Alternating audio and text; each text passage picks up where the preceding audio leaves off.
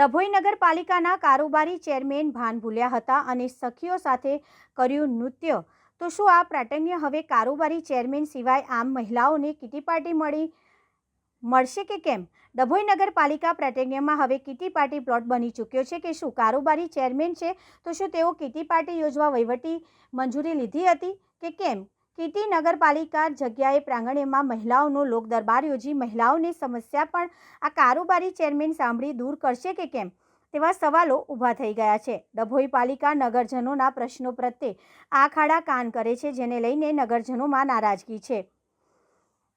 બળતામાં ઘી હોમાય એમ કારોબારી ચેરમેન તેજલબેન સોનિયાએ પાલિકાના પ્રાટન્યમાં પોતાની સખી મિત્ર મંડળ સાથે સોની કીટી પાર્ટીનું આયોજન કર્યું, જેમાં નવરાત્રિની પૂર્વ તૈયારીના ભાગે રૂપે ગરબા રમાડ્યા હતા। ભાન ભૂલેલા પાલિકાના કારોબારી ચેરમેન તેજલબેન સોની ઝૂમ ઝૂમ ઝૂમ માડી ઝાલર તારા વાગે છે ગીત પર નૃત્ય પણ કર્યું હતું, જેનો વિડીયો સોશિયલ મીડિયામાં વાયરલ થયો। ડભોઈ પાલિકાના કારોબારી ચેરમેન દ્વારા યોજાયેલા કીટી પાર્ટી તેઓના મોબાઈલ સ્ટેટસ ઉપર મૂકવામાં આવ્યું હતું। કારોબારી ચેરમેનનો ટેલિફોનિક સંપર્ક ન થઈ શક્યો। ડભોઈ નગરપાલિકાના કારોબારી ચેરમેન તેજલબેન સોનીએ પાલિકાના પ્રાટન્યમાં જ વહીવટી મંજૂરી વિના કીટી પાર્ટી યોજી હતી, જેનો વિડીયો વાયરલ થયો છે। જે બાબતે તેઓને પૂછવા માટે પ્રથમવાર મોબાઈલથી સંપર્ક કરતા તેઓએ ફોન કાપી નાખ્યો હતો।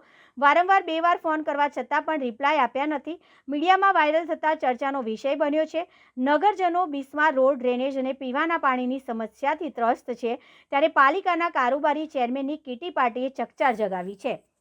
નગરજનોમાં ચર્ચા છે કે કારોબારી ચેરમેન તેજલબેન સોનીએ વહીવટી મંજૂરી લીધી કે પછી મનમાની કરી।